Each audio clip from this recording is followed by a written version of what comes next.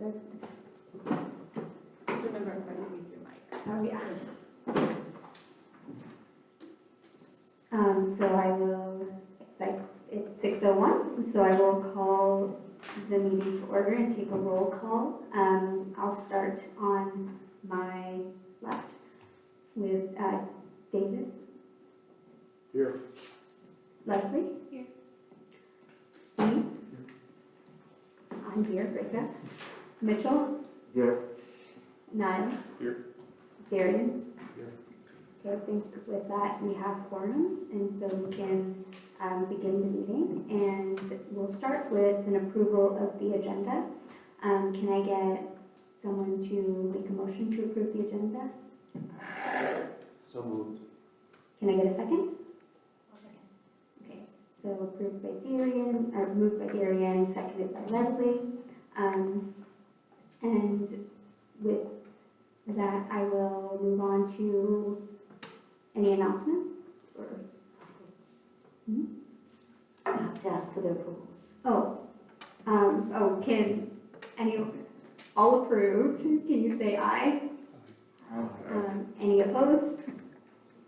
No? Okay, the ayes have it. So the agenda is approved, and we'll move on to any brief announcements from staff, commissioners, or city council liaisons. Good evening, Commissioners. Glad to be here, and I apologize in advance. I do have to leave shortly to go to another event. Kelly, are you going to update them on council's action last night? Not if you do. Oh, okay. Yes. So as you know, council has been continuing to refine some of the protocols around the commission reorganizations. And last night, was it just last night? Yes, at a fairly late hour, we approved a protocol for how certain items come to the commission, how they get on your agenda. And I'm happy to answer questions as they come up.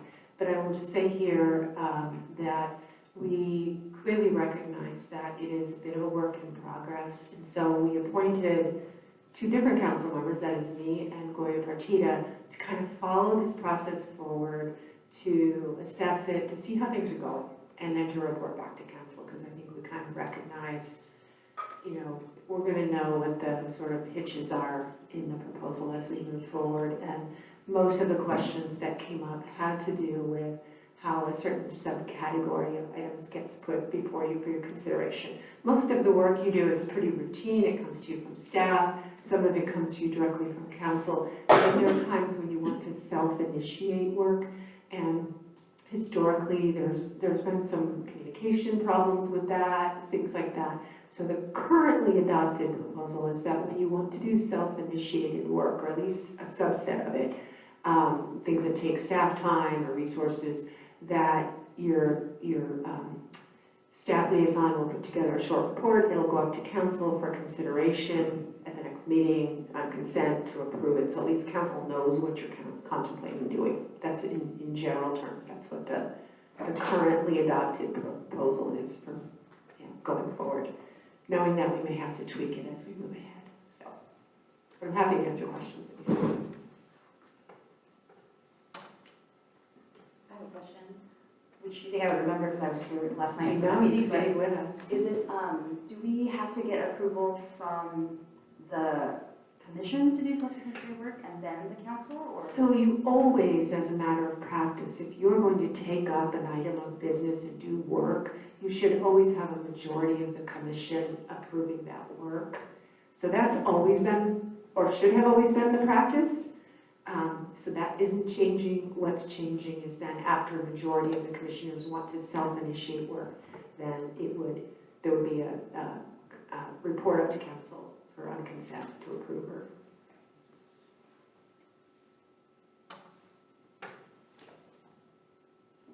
I have comments.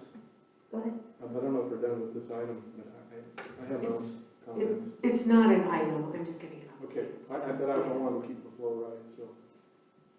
Well, I think, if you want to make a comment. Well, I see it. Okay. Yeah, sure. Is it, I'm just asking, are you asking for commission comments now, or are you still? Yeah, just any brief Okay, announcements. well, from I'll add to the Commissioner Slack. conversation here. So the item that the council member talked about, we had on the agenda a couple months ago. I made my comments, and I've submitted written comments to the council on Tuesday. The way I see the issue is, how much latitude does the commission have to do work on its own, and how much of a conflict does that cause with the staff and the council? The proposal that apparently came down yesterday was to have more guidance or control from the city council. So, for example, right now I believe we have one matter pending, and that's to look at our investment policy.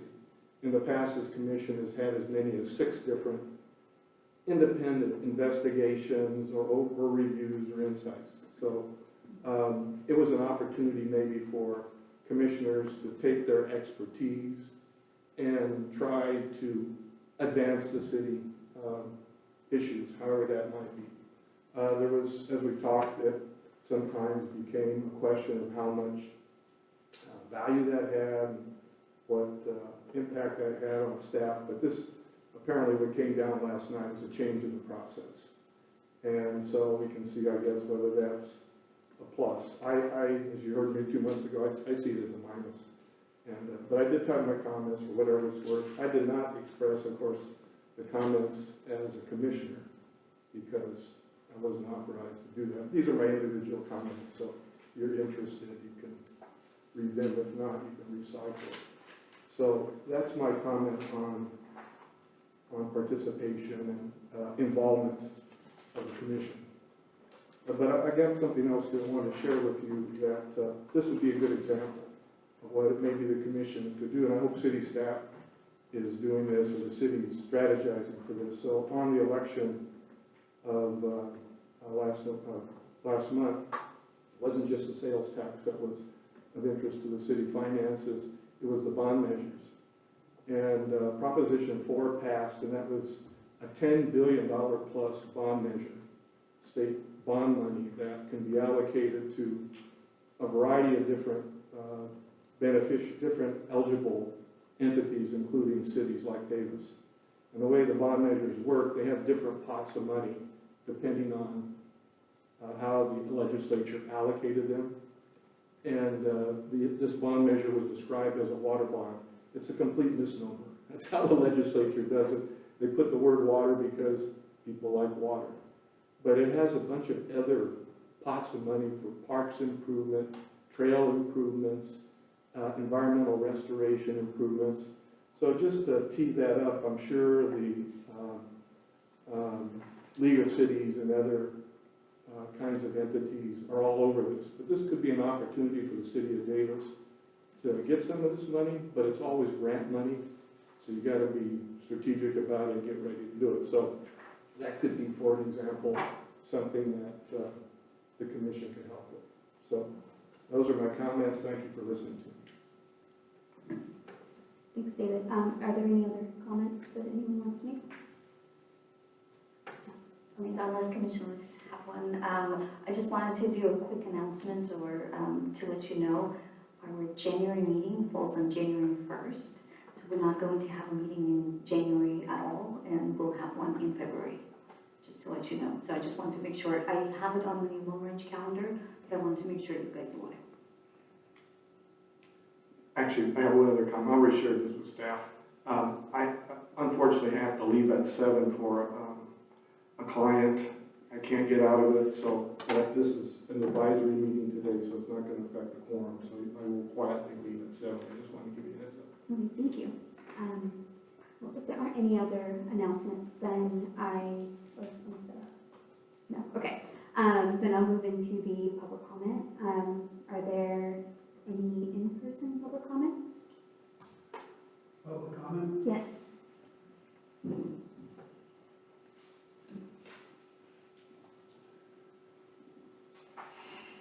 Matt Williams, former member of the predecessor organizations, both of them.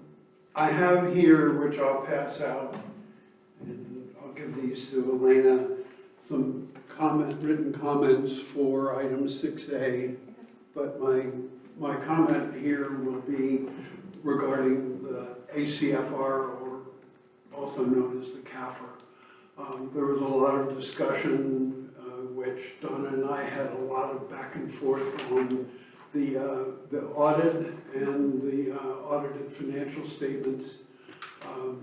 We certainly should hear soon that the next delinquent audited financial statement is ready to be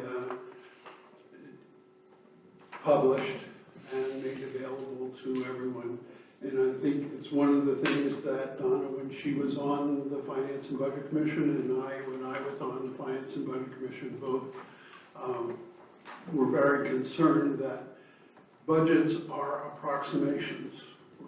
What we have, what we see in the staff report tonight about the budget is an approximation. Audited financial statements are anything but.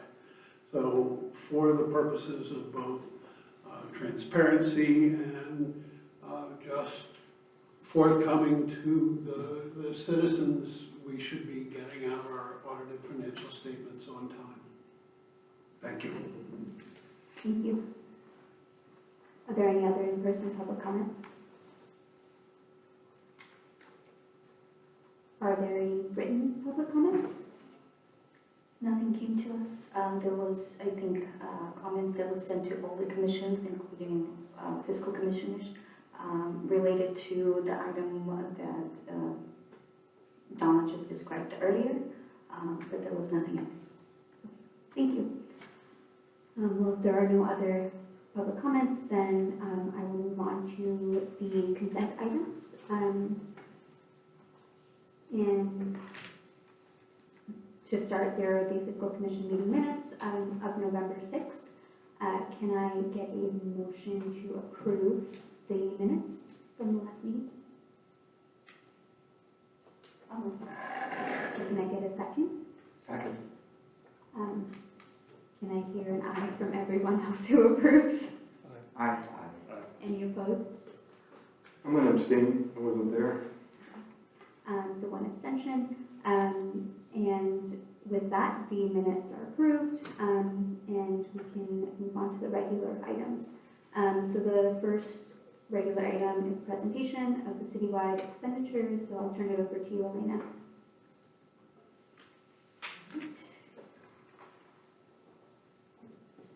Good evening, Commissioners. Elena Adair, Finance Director for the city. So at the last meeting, we talked about revenues, and there was a request from the Commission to also talk about expenditures. So tonight is the citywide expenditures overview. I will start with a presentation of expenditures, and this is based on 24-25 revised budget that went to City Council as of, was approved in June of this year. It also gives you a little bit of history so that you can compare it if need be for fiscal year 24, what the projected amounts were, as well as past years 21, 22, and 23. In this particular presentation, it shows to you by fund type. So the city has various fund types, and if you have questions on those, I'm happy to answer them. But general fund is our unrestricted fund, and we talked about it at the prior meeting when it related to revenues, where the funds could be spent on whatever purpose, general purpose. Most of the taxes go to this fund, and so the expenditure in the fund is shown here. We also have special revenue funds, which are very restricted, generally by law or some other means. The other types of funds, the largest one is going to be enterprise funds. That's one I would probably point out just because this commission was merged with Utilities Commission. So the rates and some of the presentations from our utilities and operations staff relate to those funds. So it's kind of important to know that they're probably one of the largest ones that you will see that having spending bigger than general fund even.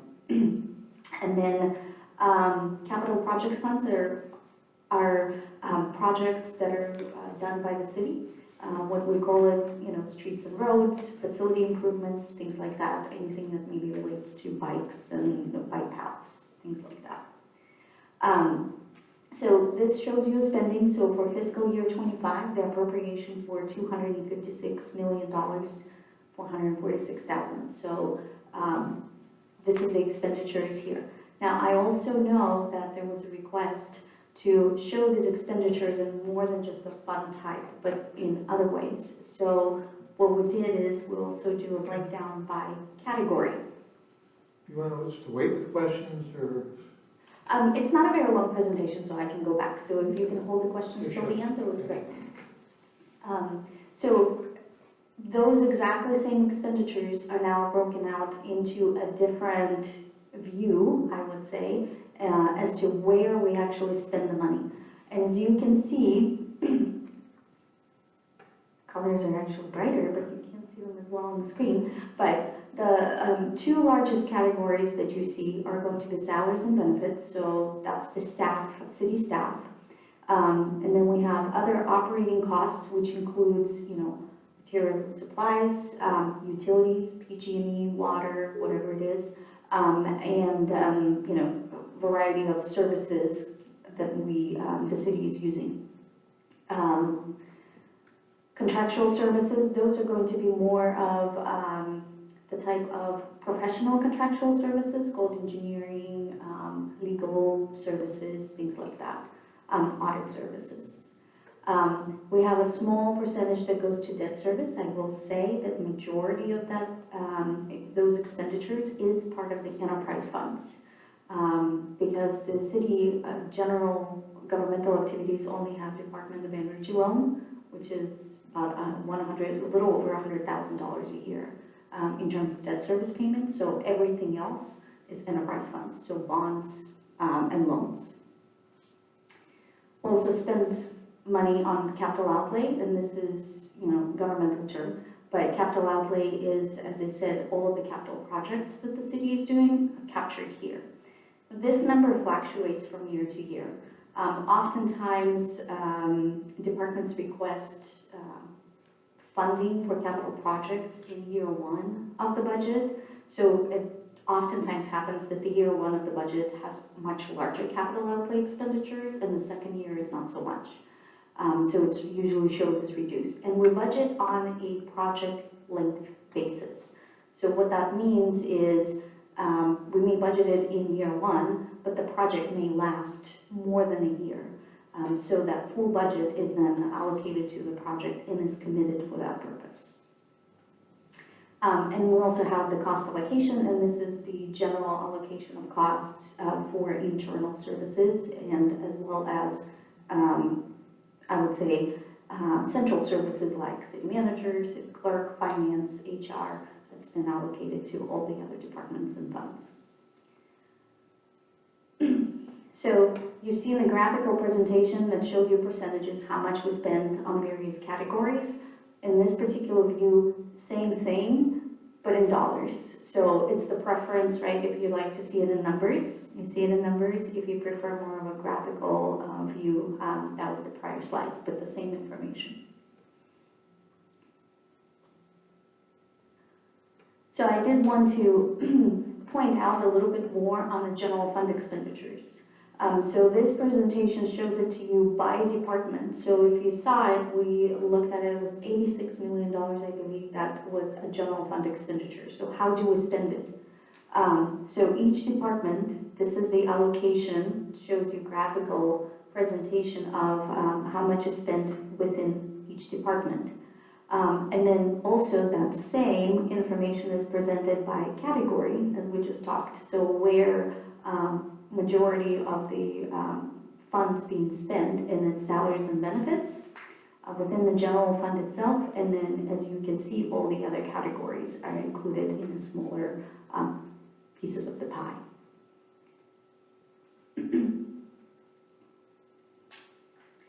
So I wanted to talk a little bit about the assumptions that's being used when we put together the budget. So as I mentioned, salaries and benefits is the largest expense overall for the city. We budget based on authorized positions. As one of your attachments in the packet, we've included the authorized positions listing. So all of those positions are listed and we budget for them. They're different funds, different departments, but that dollar amount, when we looked at categories for the entire city, includes all of those positions. What we include into salaries and benefits is wages increases generally as they're provided in the bargaining agreements. Sometimes we have to make other assumptions, especially if the agreements are, out of date, so if they end. Oftentimes, just because we don't have an agreement, we assume the same terms as the current agreement. It is very possible, again, that by the time those agreements are renewed, some of the terms might be different. And so in those cases, and that happened, I believe, 2 years ago when we made assumptions, we had to come back to council and adjust our budget when the salaries were increased at the higher percentage than obviously the current agreements at the time stated. The other things, and this lists you some of the larger components of the salaries and benefits. So the next one we talk about is pension. Pension contributions, those are done based on, or budgeted based on what CalPERS requires us to pay. So they provide us with valuations and then tell us what the contribution amount is supposed to be for, a particular year. That's what we include. So anytime it's a contractual obligation with CalPERS, and therefore if they tell us here's the amount you need to pay, that's what we include into the salaries and benefits projection. The other component is health rates, and those have been fluctuating quite a bit. The city participates in the health plans through CalPERS. So generally, by now, for example, we know what the rates would be for calendar year 26, but we may not know what they would be in 27 as of yet, because usually CalPERS approves them sometime in the summertime. So by the time we have to put a budget together, we don't always know, so we make an assumption as to what the increase would be. So when we did the budget for fiscal year 25-26 update as part of the mid-cycle, we didn't know yet what the rates would be for 26 years, so we made an assumption for it to be an increase of 5%, when on average, the increase actually was higher than that. So, we do our best assumptions, but that's what happened. Other post-employment benefits, this is another line item that has unfunded liabilities for us that you may have heard about. So we contract with an actuary, so it's not through CalPERS, but we consult with an actuary who determines for us what the contribution should be if we want to fund it appropriately. You may have heard, or in this particular year, 24-25, because we had a fund deficit, we suspended the contribution to OPEB for the unfunded liability portion. So we are still funding pay-as-you-go costs. So whatever the cost is needed in order to make a payment and pay the premium and cover the health insurance, we pay that, but we pay nothing in 24-25 towards unfunded portion. Okay.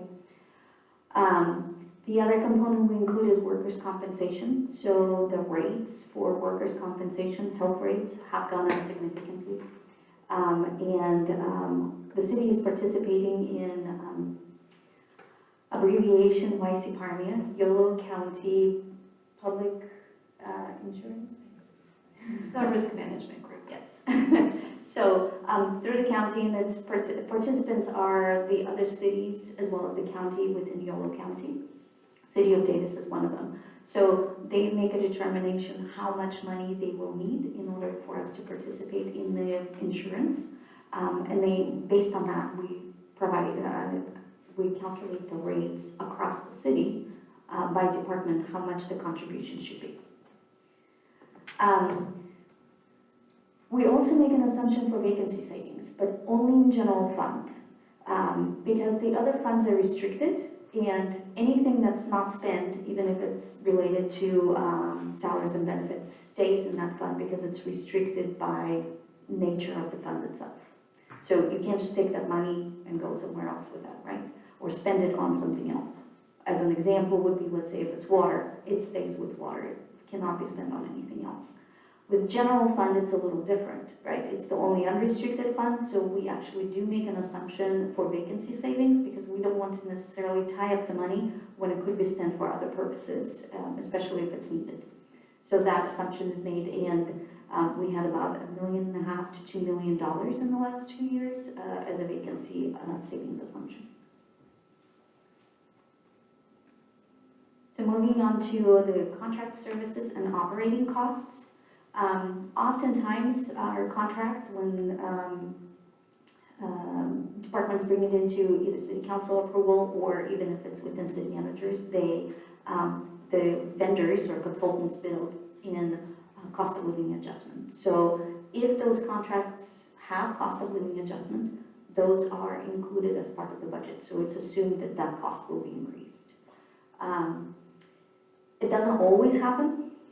Some don't, especially if they're on the shorter term, but most of them do. And as you know, lately, the cost of living increased significantly. So the increases in the contractual services were decently high.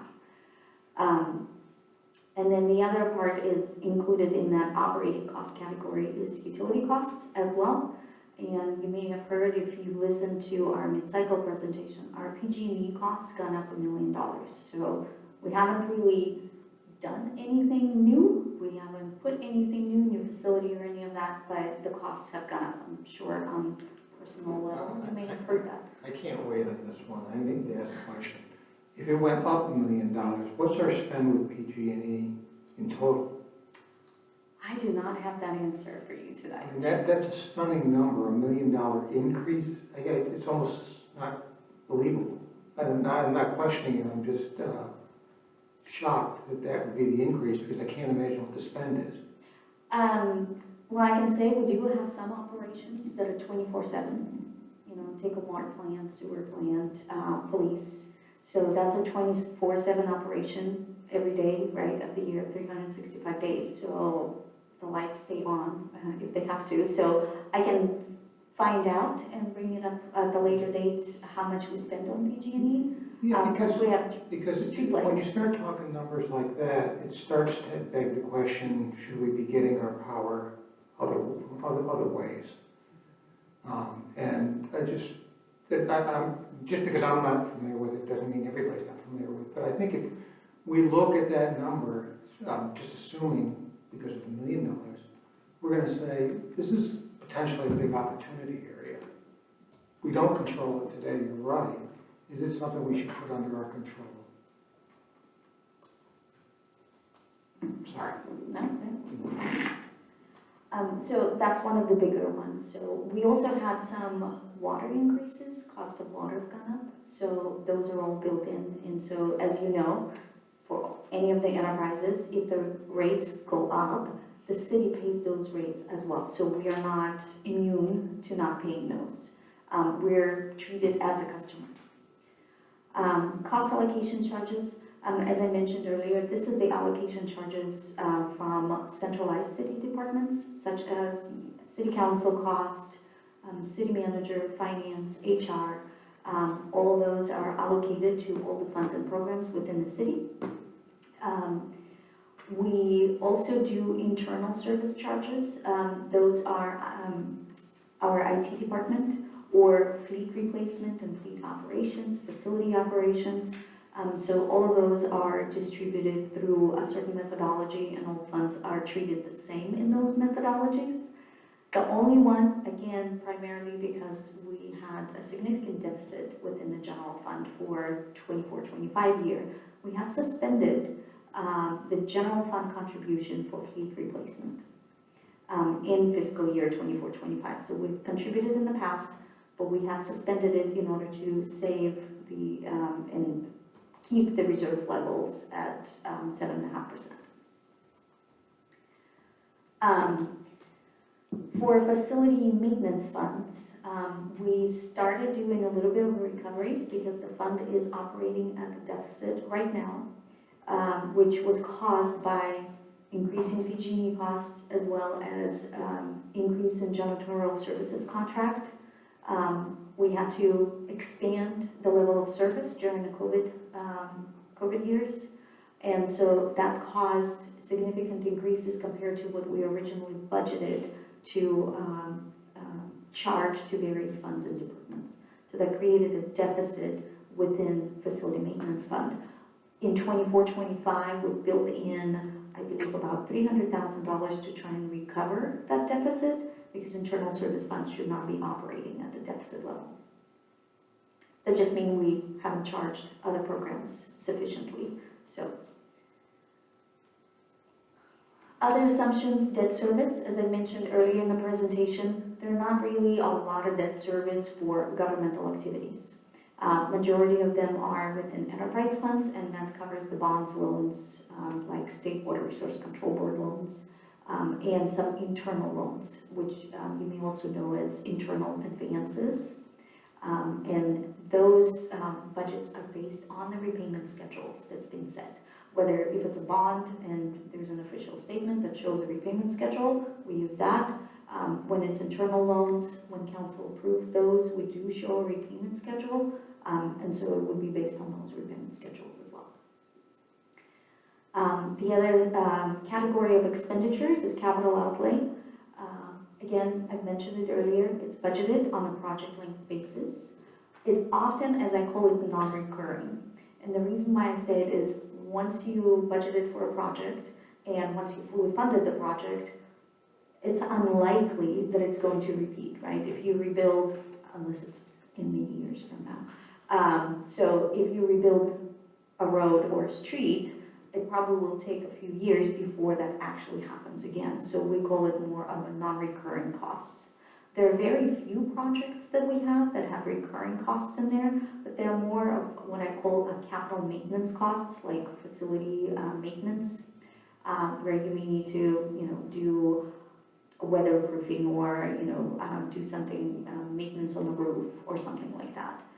So it's capital, but it may be just more on the maintenance side. So we'll call it a capital maintenance. So this graph shows you where we spent the capital dollars, or dollars for the capital improvement program. As you will see, majority of it actually for fiscal year 24-25 is in water fund. So, and if you look in here, there's water, wastewater, and stormwater. All three of those are enterprise funds.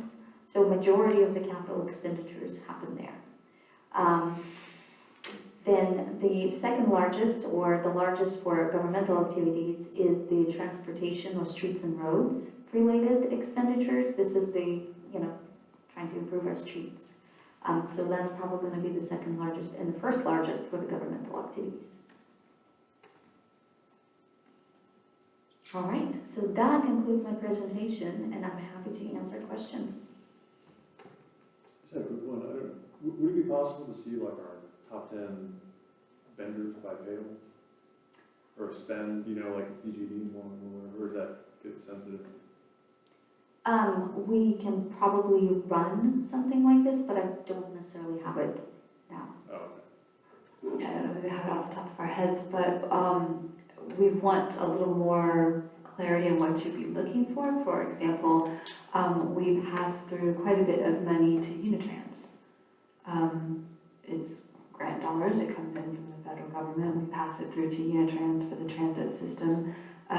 Would you consider that a vendor, or are you looking more for like a private vendor or private consultant? That sort of question. Top recipients. Who gets money? Where does the money go? Yeah. I mean, just I'm not fishing for anything in particular, just to kind of help round out some of the different ways it's already been broken down, which is very good, by the way, but just maybe see some extra going. Can I have a suggestion for that? Would you entertain a suggestion? So if you're going to do something like that, and it would have some value, but why don't you, if you went to slide, I think it's slide 4. By the way, we didn't get the slides, did we, tonight? Okay. Is it possible we could get them at some time? Sure. Yeah, you can go back. Yeah, that's a good one there. So you have different categories in which there would be payments, either for express contracts or implied contracts like PG&E's and applied contract or transportation services. And then under, for instance, my view, where, and pushback staff, if I'm wrong, we're talking about contractual services. These are consultants that the city hires to help guide the city on different functions. So, excuse me, so it would depend on what you're interested in. If you have a particular interest, then maybe you could do it by category. You know, if you want just the biggest, I think you're gonna get things that are probably outside the contractual, that are considered contractual services. They'd be more of these kinds of things like PG&E, those kinds of things. So I don't know what the interest is. You just want size, or if you I'm want. just curious, I mean, we have a ton of data here, like, we can't even make sense of it. Okay, well then, I think Why not add a little bit more? generally, this is great summary information. It tells, gives us a map, but it's a map from pretty far away. And then there's the transaction detail, which would vary us, I'm sure. And so I think there's a question about getting to the right level of detail so that we can have a better understanding of the decisions you're being asked to make or have to make and how they're made. And you can't do it from this level of aggregation. And so I wonder if you can suggest, or anybody up here can suggest, what's the next level of detail we can reasonably look at to start to understand the operating decisions that staff and council are making and being dependent on. Does that make sense?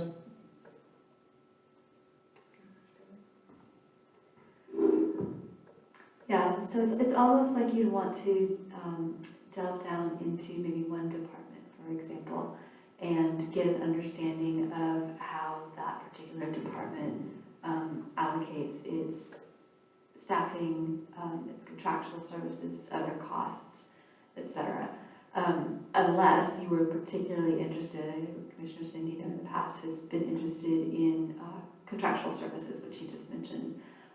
In that case, you could look at that silo, and if you were interested in more information on where the city's spending dollars in that silo, we could provide that. We want to make sure that everybody has a good baseline understanding of how our expenditures are divided up and put together here. So if you're comfortable with this and you have the information that you need here, what other kinds of information, such as what Commissioner Garrettson asked, like what other kinds of information would be useful to you? So we're trying to get a feel for what would be helpful. I think a breakdown of contractual services, maybe even like top 5, that would be helpful, like as I'm looking at this. And I imagine the PG&E is under other operating costs, or, yeah, so maybe even like a top 10 of under other operating costs would be helpful as well. Or maybe you can make a suggestion, maybe there's like a very clear break of like, these are the things that cost more than 10 million versus not more than 10 million. So like that, if there's some sort of natural break point that is helpful, like maybe that would be the approach. Kind of 2 suggestions, either like a top view or just like a natural break point of higher expenditure items would be helpful for those 2 categories. And then for the cost allocation, is that related to kind of how departments are allocating different or services, or because that would be other salaries or benefits, but. So I'll just use finance as an example. Okay. So finance is being pulled into what I would call it a cost center, right? Mm-hmm. So, but finance covers budget, it covers accounting, payroll, accounts payables, cash management, revenue, right, coming in. So if you look and extrapolate, let's say payroll.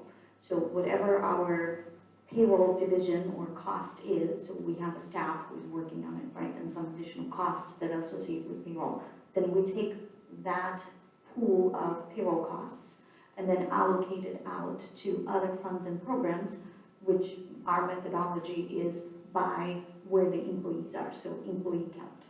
Because that person probably spends the most times based on the number of employees, right? So how many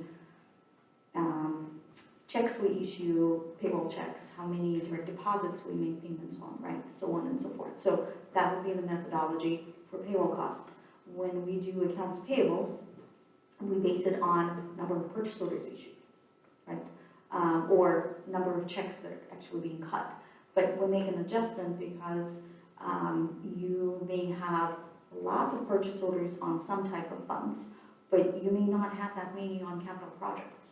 So we don't want to call it or penalize capital projects just because, you know, they always use purchase orders and things like that. So there are certain adjustments that are being made just to make sure that they're not overburdened, as an example.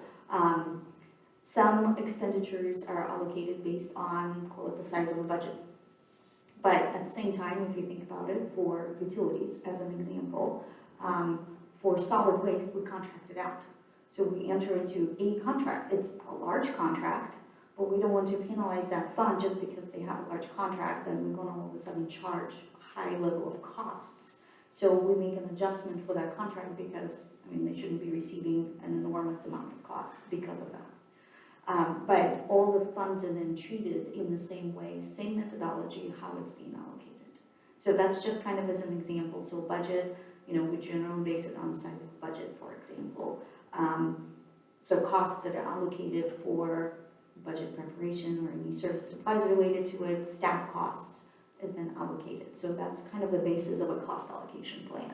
And we usually use a vendor to put it together for us. We've met with departments when we originally did it to determine what is the right methodology in order to treat all the funds within the city, all the programs within the city the same. So there's no, you know, for example, well, this fund has a lot of cash, so let's charge it there. So that does not happen. Does anyone else have any questions?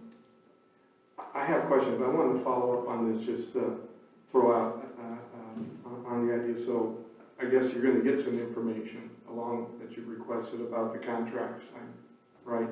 That seems feasible to staff? We'll need to run reports and stuff, but Yeah. we'll look. Yeah, you know, obviously I don't know your systems and like what's easy to look up and what's consuming on a goose chase. I'm definitely not intending to spin your wheels. So let me add my 2 cents about some of the contracting. So power costs, for instance, that's a contract, but it's not really at a rate that the city can negotiate. That's set by Public Utilities Commission. So if we want to save money, if you're working about government efficiency, you turn the lights off because you're not going to. Where you produce your own power. Or you produce your own power. Yeah, exactly. So the PG&E bill that comes, that's the options. Other kinds of things, perhaps, by state law, they're based on competitive bidding requirements. And if you're interested in those things, they fall in the contractual services areas and the capital outlay. And those are discretionary. There's competitive bid. City can accept or not those prices. The goal with the competitive bidding, of course, is to have government efficiencies. So, so where this is leading is, if you're interested, the commission did a report 2 years ago on contracting services, which was actually the smallest piece of the pie. These are consultants that the city hires, and we can, if you want, we can produce that, or I can produce that report, and you can take a look at it. It describes how consulting services worked from a commission perspective, not a staff or city council perspective, because they didn't sign off on it.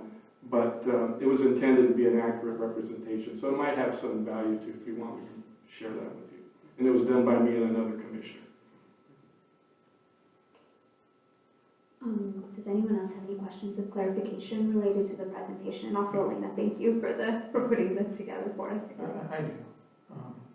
Most of my questions come from the actual report you sent us. Mhm.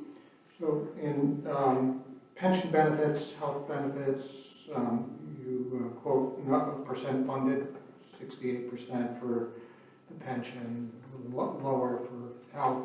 How do I know if that's a good number or a bad number? How do I interpret that? Well, when it comes to pension, we'll probably have an expert on the board, but CalPERS obviously wants 100%. Understood. So, and they strive to get everybody to 100%, hence why the pension costs are going up. And it really depends on the market, it depends on the pension formula that each city has, which is really a lot of times. But what is sustain, I mean, some of this has to do with sustainability, right? I mean, in any given year, we can stop making payments, like you suggest we did on the OPEB. So pension doesn't exactly work that way, or at least it hasn't been tested. So the only one, I think the only one that came close to trying to get there was City of Stockton when they were doing it during bankruptcy, when they stopped paying the bills and then they resumed paying. Because it's a contractual obligation with CalPERS. So in essence, it's either you making a payment every year that they tell you what to make, or you go into what they call a closed plan and then the entire bills come due. So how do we get into an unfunded liability then? So we fund what they call a normal cost. So there's two components to it, to pension. There's a normal cost and then there's the unfunded liability component. So the normal cost is what we contribute for every day each employee is working. But then it's a pension fund. Think of your 401k, right? So it's being in the market. The idea is you earn money through dividends and investment income and whatnot. Market fluctuates. You lose money, somebody has to make it up. So that's one of the components. So there's a market risk. The other component is pension formula, right? So if at one point in time, and unfortunately I don't know history of Davis far enough, so, but it's one of the components, is going to be, let's say if a long time ago, in early 2000s, the city had a pension formula that was something different than, let's say for public safety, than 30% at 50. So it would have been something maybe not as high. And then the city changed the formula to 3% and 50. That automatically, in that year of change, created an unfunded liability. So the reason a lot of cities in the early 2000s did that is because CalPERS was overfunded. So you didn't actually even need to make a contribution, so they stopped for a period of time making contributions, what they called the holidays. Problem is, as I said, market fluctuates, they lost money, 2009, everybody remembers that I'm sure, when the market just tanked. They lost a lot of money, so you have to make up that lost amount somehow. But that's not going to be considered your normal cost because it's not in the year that the employee worked. It's now for past years of service, if that makes sense. So now somebody has to make up the difference. So who gets with the bill is the city, and hopefully the fact that CalPERS then will in some way make up that money on the market if the market is doing well. Plus CalPERS has an assumption for discount rate, as they call it. So it used to be in 2012, I think, 8.25%. Currently, it's at 6.8%. So every time CalPERS would reduce a discount rate, that creates an unfunded liability. Okay, so and that's just by changing a number, that automatically creates that difference. So again, to make up that number, somebody has to pay it. So oftentimes, it happens to be, in this case, the city. It's not common for just Davis. It's the same thing across the state for any agency that contracts with CalPERS. Other components that go into determination, demographics assumptions. So for example, every so often, CalPERS goes in and reviews the demographics. So if 10 years ago people lived until, on average, till 90 years old, but maybe now they live till 95. So now they have to make their payouts, and that's why they use actuaries.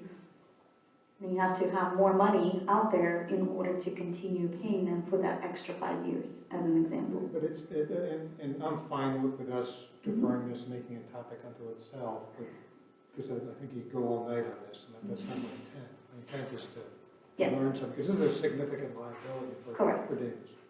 Yes. For other people too, but in particular, we're worried about theirs. At some point, the chickens come to roost, so that, I mean, we can't run at 63% year in and year out.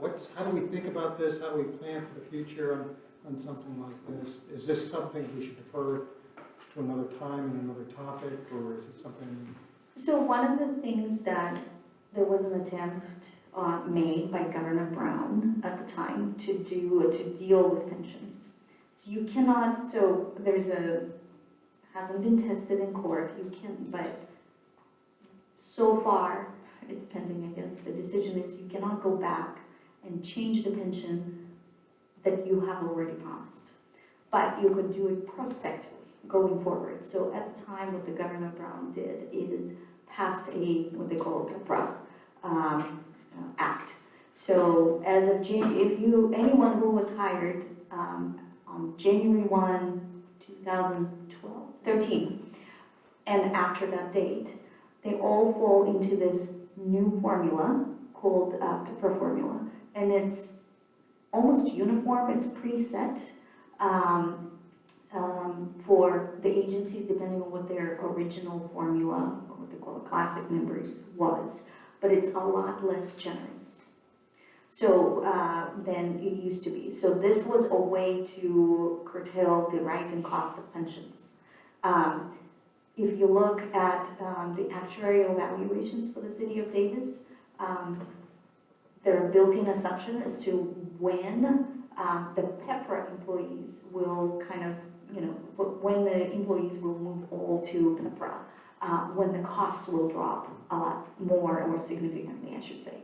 And I believe the years are going to be somewhere in the mid-30s, so 2035 or so, when the cost drops significantly. That's when PEPRA employees' cost is going to be significantly lower compared to what we pay right now for the classic members. Thanks. That was a great explanation, so thank you. I think you said, though, that for employees that retire after 2013, or is it employees that are hired after 20? Yeah, so then that's beneficial for the employees after 2013 in terms of the city budget. It reduces the cost to the city.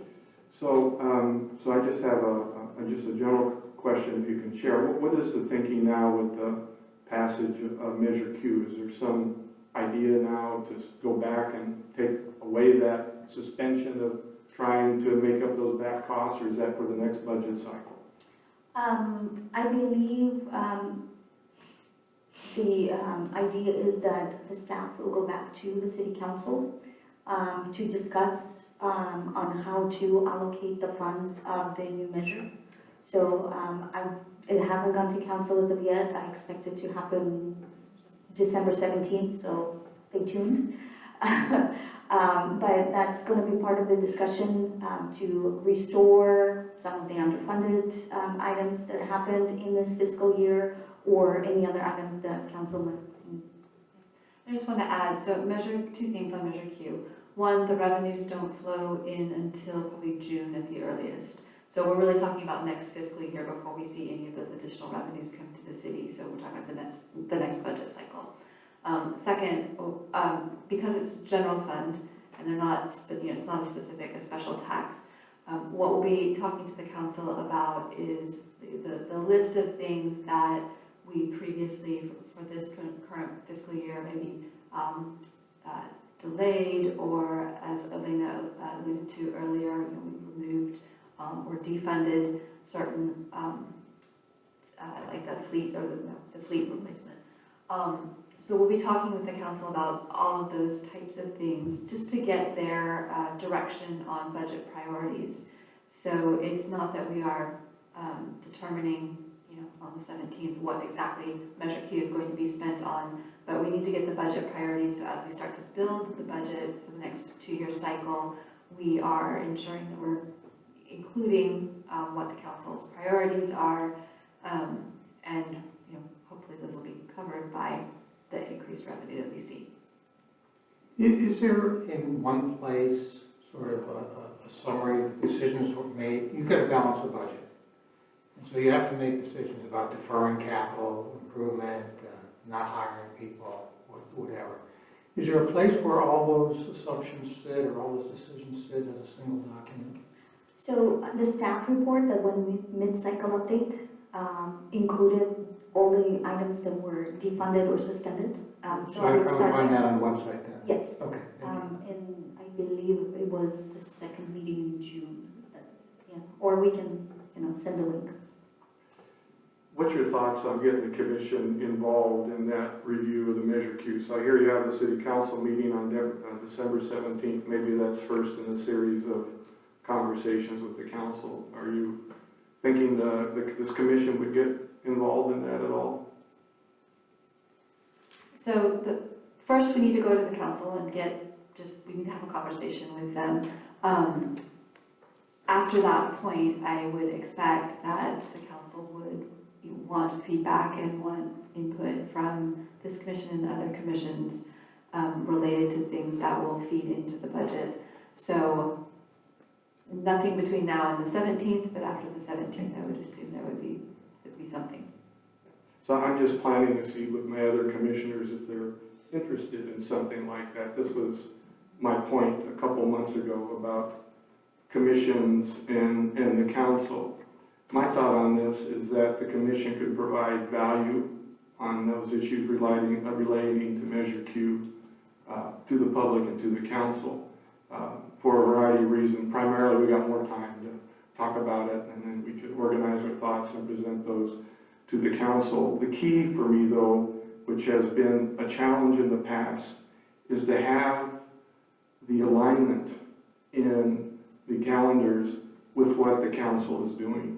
Because if the council makes a decision, we can still look at it, but it's just informational at that point. So that would be my request to staff and commissioners to think about that. If you do see a role for the commission, as I do, to think about the calendar and align it in a way that we can provide input in a timely manner to the council.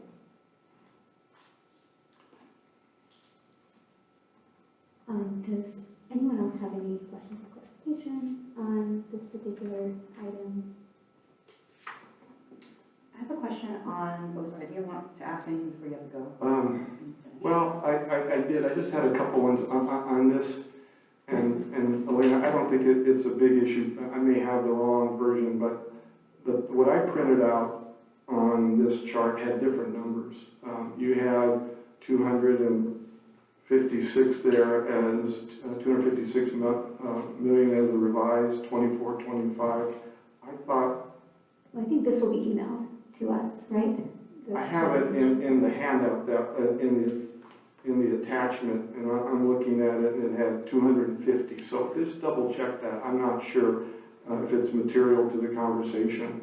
But what I'm looking at here is trying to get an understanding on some of the big changes, the big deltas that are going on here.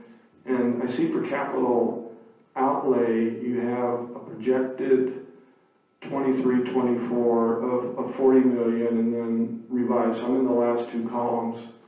And then you have a revised of about 26.5 million. I'm trying to better understand what's going on there. What was the change there in the capital, which, budgetary wise was a positive projection, but is there less capital outlay for some reason? Is that road related? I'm just not sure. It really depends, as I mentioned earlier, depends on the what projects are going on. So if, for example, because we do a 2-year budget, the closer you get to the time, the more you know. So it might go, particularly on capital projects, it could go up or down. If we decided to do a project and then maybe something happened where it's delayed or something like this, or another project that has more priority, it might be reshuffled. If you received a grant that you didn't know about and, it's a project that staff wants or department wants to work through, then they go in the middle of the year and appropriate for it. Plus, departments generally don't always know when the budget is adopted what grants they're going to get. So they often go during the year to council and ask for additional appropriations. So it's not just like one and done. Okay, It's always dynamic. okay, So, and then once we have the projection, we include all the changes that may have happened during the year. I would note as well that for capital projects, you know, they're big and they're expensive, so we might collect money for a couple of years in a particular fund, and then when we're ready to do the project, then we budget for it. So, you know, the money that's off in the piggy bank, in the savings bank, basically, or the savings account, if you will, isn't gonna show up in the budget until we're ready to budget it. So that's why you might see some big fluctuations, year to year. okay, I think I understood that. One last question, thank you for letting me, one more, and then, so the other delta that I was interested in was the debt service there, that if you go to the actual 2021, it was about 10 million, and then it looks like it doubles as a projected in the revised 24-25. So what is going on there? Why are we have look to be like the biggest percentage increase of any of these different categories? As I mentioned, the debt service is based on repayment schedules. So some repayment schedules may be structured to go up, so they increase. Some might be structured where they are leveled, so it's the same every year. From what I recall, and this is just going by memory, one of the, I think back then, one of the State Water Resource Control Board loans wasn't in effect yet because the construction was still going on for one of the enterprise funds. And I believe 21 or 22 was the first year when it actually started kicking in. So, and those usually are the largest. And like I said, we don't really have, in governmental activities, much debt. So. Okay, I get it. Okay, thank you everyone for letting me ask questions. Leslie, did you have a question? Yeah, in trying to better understand let me see what it is, the attachment 1, the all funds summary. Can you explain what the meaning is of the column that says changes in commitments? What is that? So changes in commitments would include usage or addition to reserves or encumbrances. So if we have an encumbrance and so that would be falling into that category. So for example, so if you look at revenues and transfers in, that's an actual numbers that are being budgeted in that case. Changes in commitments and reserve is sometimes when we set aside funds to a particular purpose and it's a commitment. That's not part of your available balance. So if you look at this particular worksheet, it starts with available balance. So if something was already taken out from available balance and then later we determined that, or somebody made a determination, hey, you know, this no longer needed, it's no longer committed, we're gonna release it from commitment. So it goes back into it, so that's the change that would occur, as an example. So it usually changes in reserves because of encumbrances, because of commitments, so that's what happens.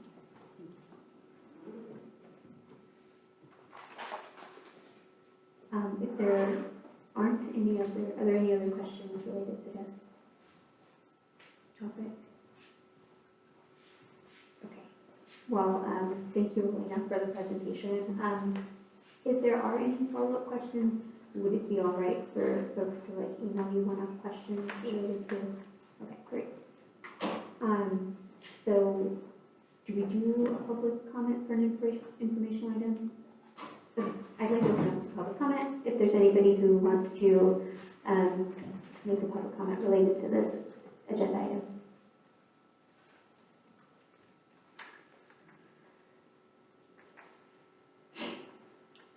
One quick thing, if you look at paragraph 2 on the first page, there's a typo. It's in the second line of paragraph 2, it's 379.75. That 0 there is extraneous. So I'm not going to get into any of the details of this because it's pretty self-explanatory, and ironically, or not actually, ironically. It's pretty consistent with the kinds of comments that and questions you've asked. Steve, one of the things when David was asking about these trends, and you were earlier asking about how can we break these out into categories, what we've experienced in the past is that the categories can be important, but the trends over a period of time are even more important. So the questions that you heard here about why did certain things jump it's a combination of two things, and I'm going to send to you all something that I created back over 10 years ago called The Human Face of the Budget, in which we went through the GL literally category by category. Now the GL has changed a lot since in 10 years, but trying to group the things in ways that citizens, taxpayers and the like would be able to understand, which is useful to you all, but you also are going to be asking things at a much more granular level and much more informed, but I think it's a combination of both and may be useful to you. On the first page, you see the graph that comes from the 2023-25 budget about the liabilities regarding the employee benefits. To David's question, what I think would be really useful would be to break this graph into two parts. One, have the graph for the classic employee benefits and the other for PEPRA. Because what you're going to see, I believe, is that PEPRA is paying for itself. It doesn't have an unfunded liability. And in fact, if these numbers are correct, it's actually going to be contributing positively toward eliminating the unfunded liability of Classic. But that's a suggestion that I didn't come in here with, but when you guys asked the question. Regarding capital, if you turn the page, this chart is from the 23-25 budget. And when you look at capital outlays, and this is true in every single category, what has been presented to you tonight at that 100,000 foot level that you talked about, Steve, is 1 year. What we really need to be doing is looking at how have we done, what's been our history in terms of all of these categories, and where do we think we're going. This unfunded liability chart is where are we going, and if we ended up cutting back on payments to road repairs and the like, what we're ending up doing when we do that is adding to this unfunded liability. So this number ought to be updated.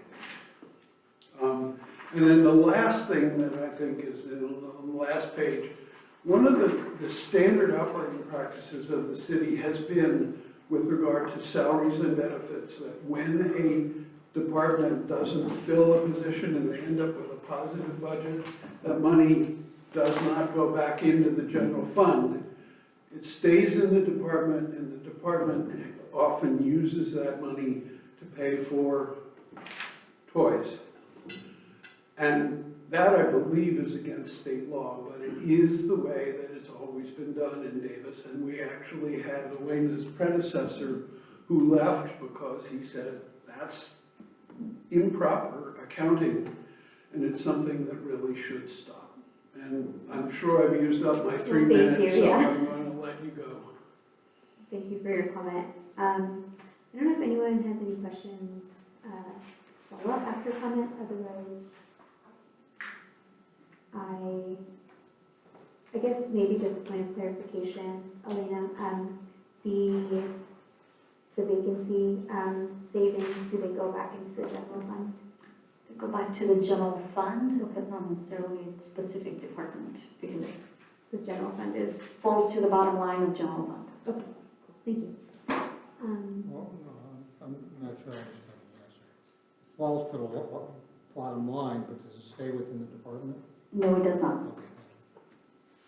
So once the year is over and there are vacancy savings, the department doesn't get to say, this is my money. Thank you. And so with that, I'll move on to the next item on the agenda.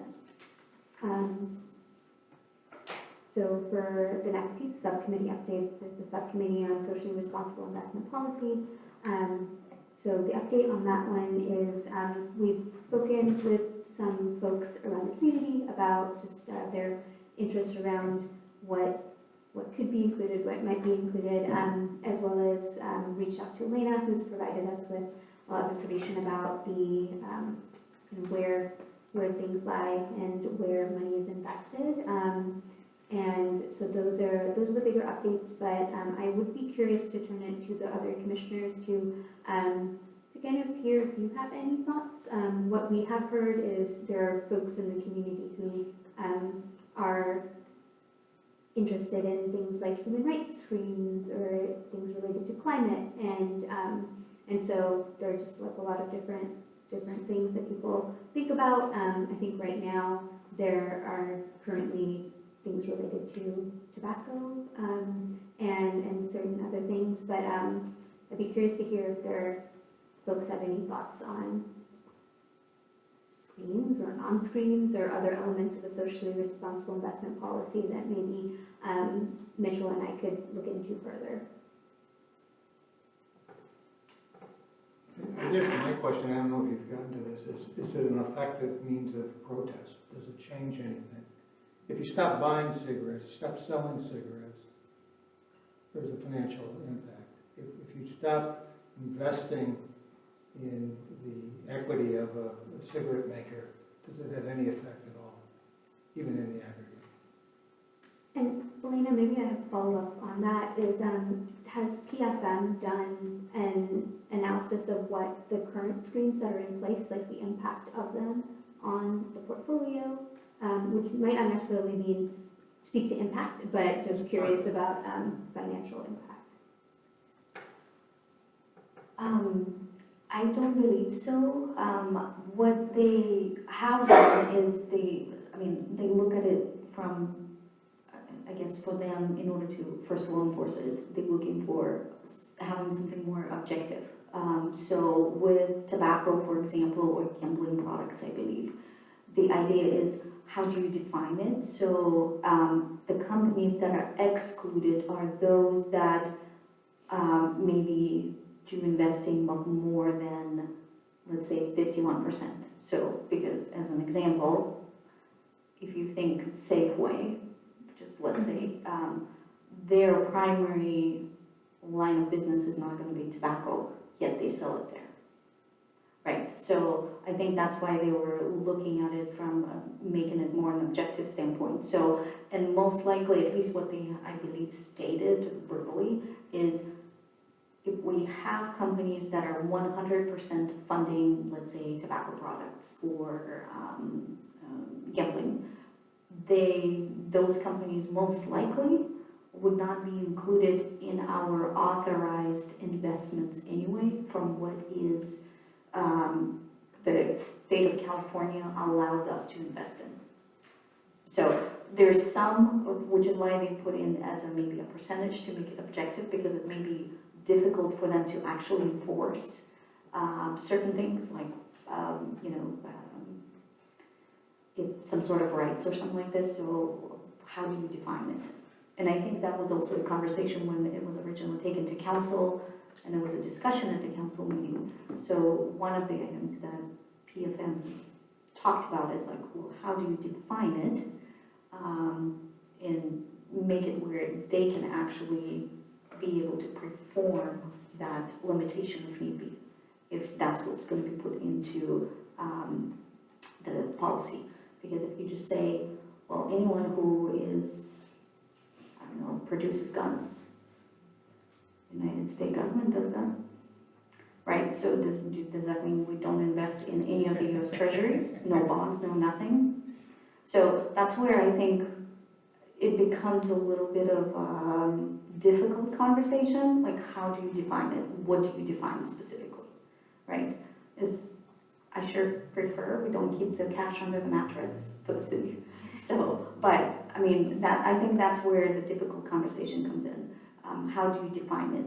And as I mentioned, I don't believe they've done a specific analysis, but what we have had a conversation on is those that would be more like 100% or something like that, we probably wouldn't be able to invest in the first place, because that's not something that likely will be allowed by the California Government Code as a type of investment. I definitely see your point on definitions. Those are very important, and I think there are some cities out there that, due to their definitions, do not invest in the U.S. government, which is a different perspective to take. But I guess if there's anything that maybe PFM has provided around sustainability or socially responsible investment that they've sent, is there some analysis or memo that they've ever, where they go into that, or just documents so that we can find online related to the city's portfolio and PFM and how they think about it? We can ask them to see if they, since I've been here, I haven't seen anything. It is possible maybe, again, this before my time, that when originally those particular social responsibilities were placed into a policy, maybe they have done it back then. I'm just not aware of that. But we can ask her and see what they may have done before. And if not, if there are any particular ones that you maybe want to see, then maybe we can talk to them and see if they're able to, pull that data from their files. I'm inferring from what you said, though, that the state of California already has a list of, so is that your guys' starting point? I'm sorry. Is that your starting point, is sort of what the state allows? Well, because I think what the state allows is in alignment with the city of Davis. Okay, so that's where we're at today. Mm-hmm. Yes.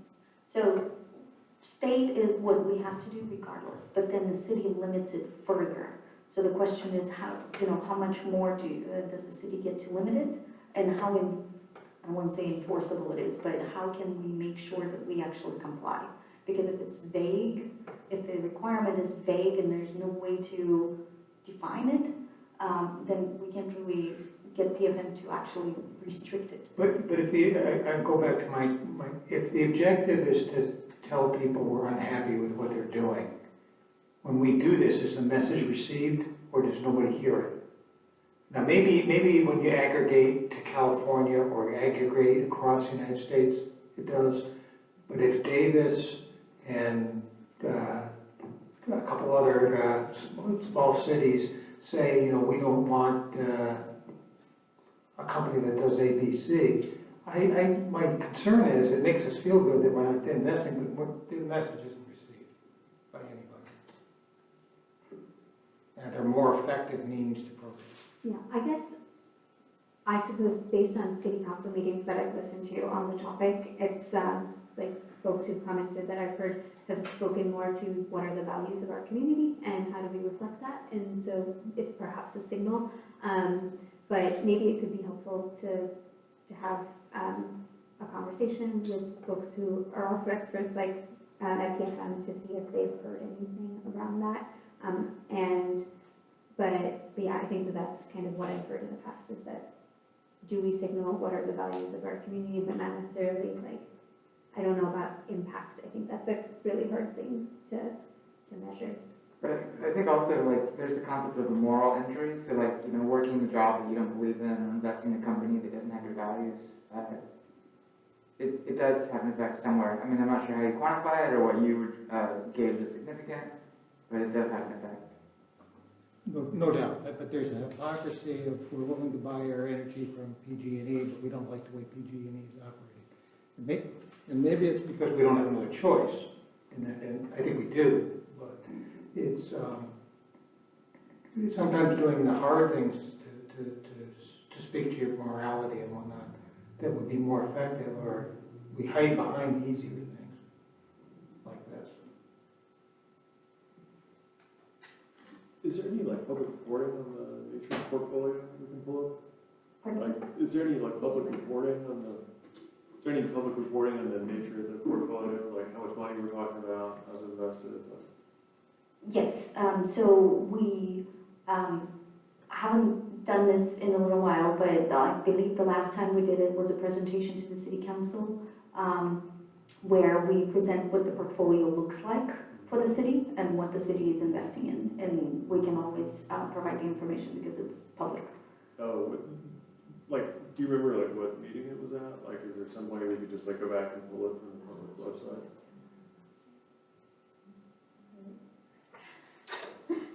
I find it, I think it was September of last year, but I wouldn't swear on that. Okay, so we should be able to like, just Yeah, we poking can, around we the can find it. website. I'm making a long list of things that y'all are gonna get. Yeah.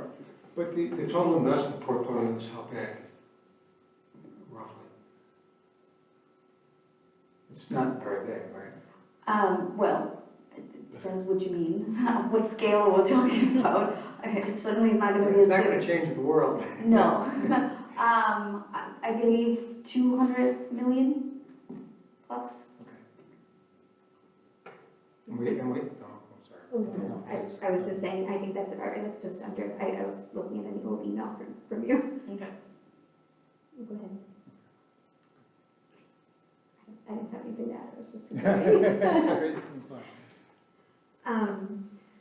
Well, if there are any other, I guess I'm just curious to see if folks have thought about this particular topic, and if you've heard things in the past that potentially we could be taking back to research further.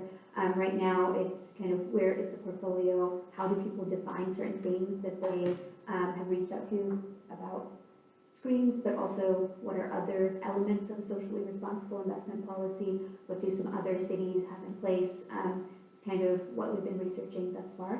And so I think as if you think there's something else that we should be researching, please feel free to share. I should know this and I don't. Do we survey the community at any regular basis in terms of, so when we talked about earlier, we make trade-offs on, we're not gonna do roads this year, we're gonna do something else. And we ask the community to prioritize, you know, this kind of effort, roads, whatever the decisions we're making on their behalf. Do we go out and? So we try to do a community-wide survey every other year. We've never asked something like values as relates to investment policy, but it's really more along the lines of what are the biggest issues you think are facing Davis today. That's a free response kind of a question that provides us with some really interesting responses, good information, and then we ask for, you know, how satisfied are you, scale of 1 to 5, with certain things, trying to get at what people think that our needs are. So what we hear most frequently, concerns about public safety and concerns about streets and roads. Many other concerns and issues as well. Overall level of satisfaction is high. People are happy with, you know, parks and green belts, in general sort of quality of life. People are concerned about homelessness and housing issues. So it's at that level of detail, if you're interested in those surveys results. Is this, are we in the year cycle where it would happen this coming year? We did one last year, about October, November of last year. So I don't know that we'd be doing one this spring, but it would be like. Maybe, again, just a suggestion, for the long-term calendar, very long-term in this case, maybe having us involved in sort of maybe some questions, because I think the trade-offs are what's really important. Everybody wants ice cream and more ice cream until they have to pay for it. And so I wonder if a lot of the trade-offs that we struggle with, if we can get a sense from the broad community, what's important to them.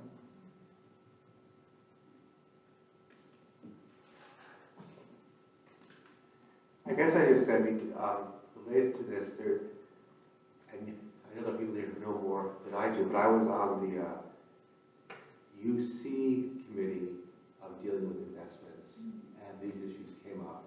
And the economists went crazy every single time pulling their hair out because of how it's fundamentally destabilizing the purpose of, you know, investing in a broad class of assets You're giving up returns, you're increasing volatility, and not necessarily getting very much because of the series. Just as, even your C-size fund is still not good. So, yeah, so just understanding what the trade-off is, right? How much are you giving away in terms of return and volatility in return for real expressive values, but again, it's not free lunch.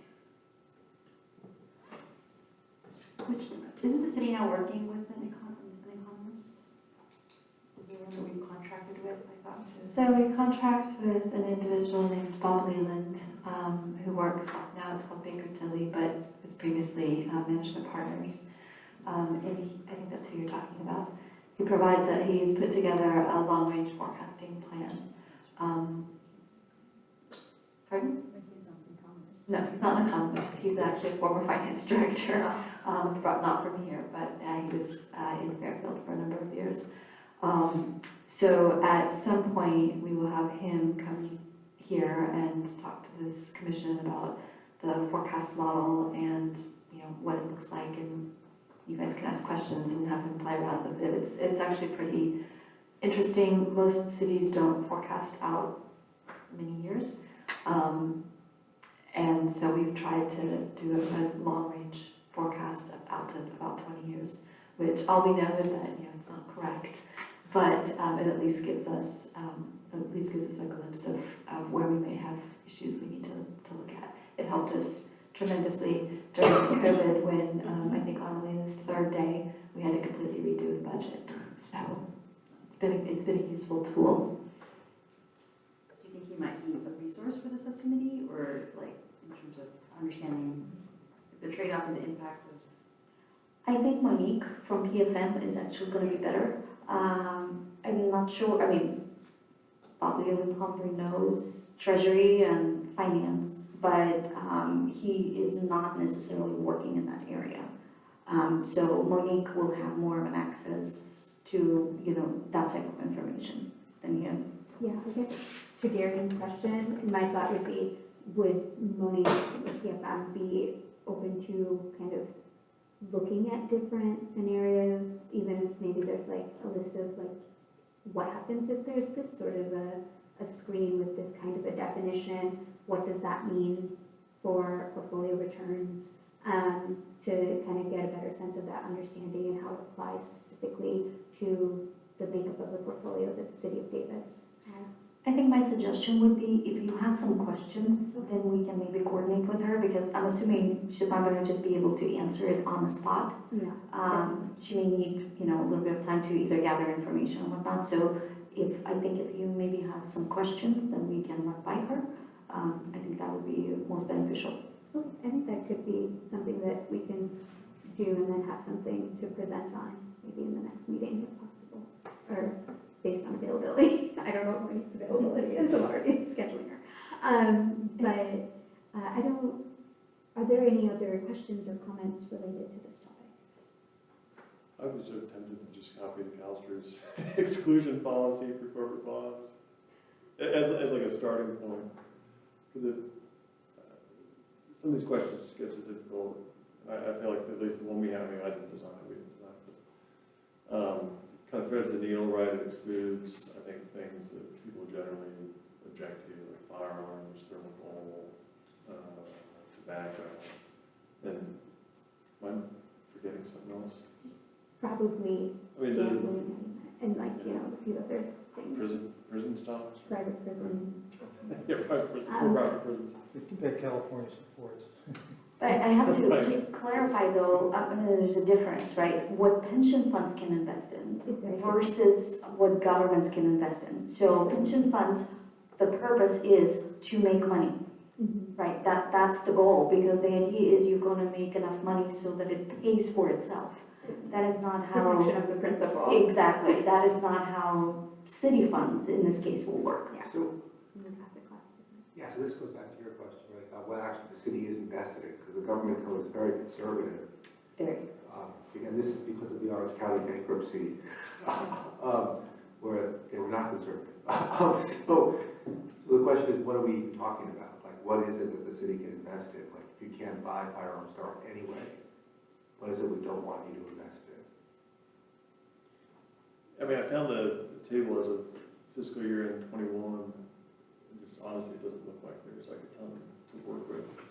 I mean, it's starting cheap in here, but it was 150 million bucks, and the stuff where you'd find the hot button, not including cash, but the stuff where you'd find the hot button. Can you please speak in the microphone? Oh, sorry, the category where you'd really find the controversial stuff would be like in corporate bonds, and we had, looks like $10 million worth. And I can't imagine it was anything too exotic, right, just given the nature. You have to be very liquid too, right? Yeah, yeah. So I'd be shocked if we like owned a bunch of tobacco bonds in there, 30 years. Just remember, out of a universe of all the investments, we're probably able to invest in this much. And they'd have to be super highly rated. Yes, there's requirements, they have to be highly rated, very secure. Again, the reasoning is, the idea is you preserve the principal for the taxpayer dollars, you're not making money on it. So making money is the very last part of it. So within the investment grade universe and within certain vehicles.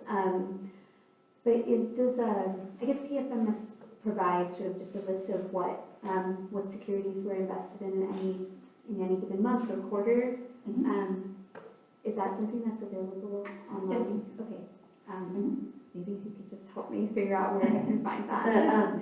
The meeting, that goes back to your earlier question, it was the September 5th meeting, 2023, that our PFM consultant came and did a presentation for council. So there's a staff report and then a presentation that if you go onto the city's website, the agendas, you can get to that. If you don't know how to do that, we can certainly show you or send it to you. Thank you. I don't have additional comments on this topic. I wonder if anyone else does. Okay. Are there any public commenters present or any written public comment on this item? No written? Okay, and I don't see anyone in front of me at the podium, so I will move on to the long-range calendar. Did someone present on this, or should I read it out? Sure, I can do that. As I mentioned at the very beginning of the meeting, we're not going to hold a meeting on January 1st. We'll let you have your holiday, and ourselves too. But based on the conversation we had at the last meeting, I tried to include a list of items that we've talked about to consider. As to, and kind of give you an idea, is particularly when it comes to budget and utilities, when those items will come in. One of the items that I know been kind of put out there was related to infrastructure by Mitchell, and so what I need to hear is if the entire commission wants to hear that, and if that's the case, then we will have a conversation also with our Public Works Department, because that's going to be more coming from them since it relates to infrastructure. But we'll figure out what time frame they will be able to provide the data or type of information you'd like to see. And I would be open to kind of getting more information about infrastructure based on the availability of the team. Is anybody else interested in that as well? Okay. Anyone not interested? No. Okay, great. Is there any are there any public commenters here who would like to comment on this item? Is any written? No written comments. And if, I think if that's all, then I can adjourn the meeting. I can make a motion to adjourn, okay? Quick question. Oh, yeah. The long-range calendar, what was the date for the June meeting? So our meeting generally is scheduled for the first Wednesday of the month. Oh, okay. So there was a conversation depending on how heavy the agenda might be. If we may need to, or the timing of the budget, if we may need to have a special meeting potentially, in order for you guys to have the ability to review the budget or make comments and whatnot. But generally speaking, what's on the calendar right now is the standard meeting date. Okay, well with that, I'll make a motion to adjourn the meeting. 1 second. Okay, thank you, Steve. And all in favor of adjourning? Anyone opposed? Okay, well the next meeting's adjourned. Thank you for bearing with me, everyone. We're glad we're here. That's great.